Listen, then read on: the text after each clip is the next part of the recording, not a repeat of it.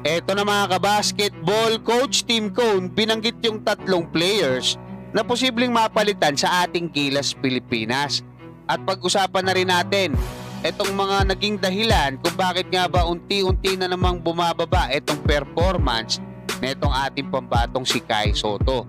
Pero bago yan, huwag kalimutan mag-like at mag-subscribe bilang pagsuporta.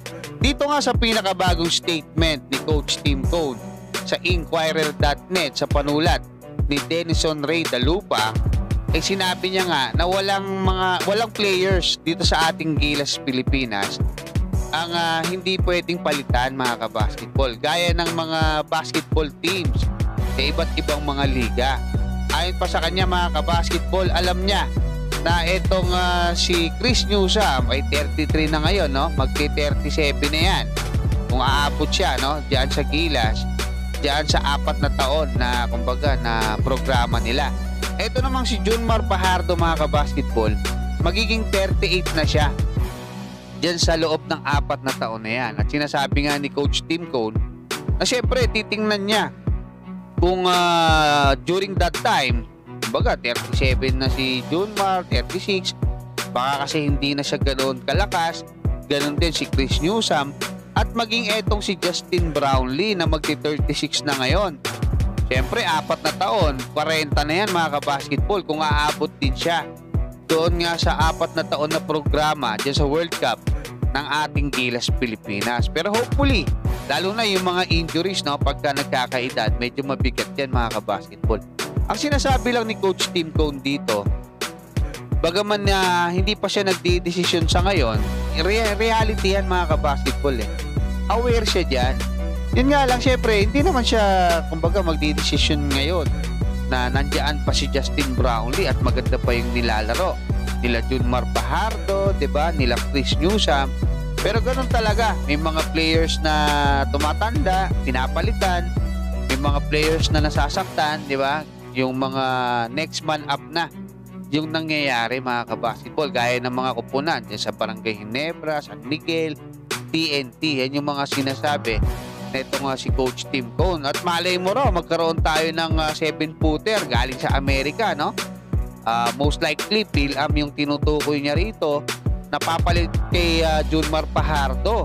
Or magkaroon daw tayo ng import na talagang napakahusay, di ba? Pwedeng palitan itong si Justin Brownlee pagdating ng araw.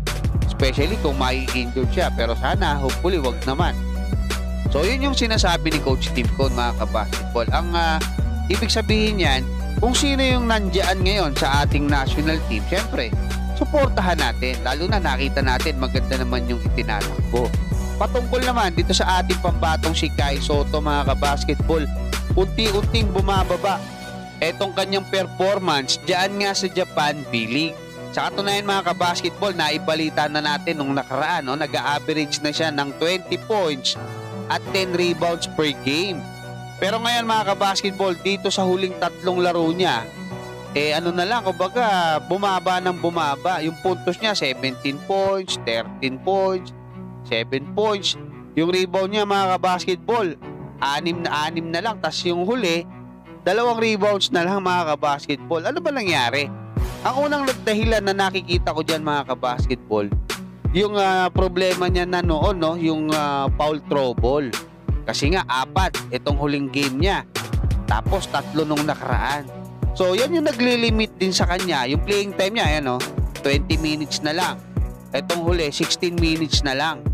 So yan yung isang dahilan mga kabasketball. Kasi meron pa, no, yung manipis na tawag sa kanya, 'di ba, ng referee.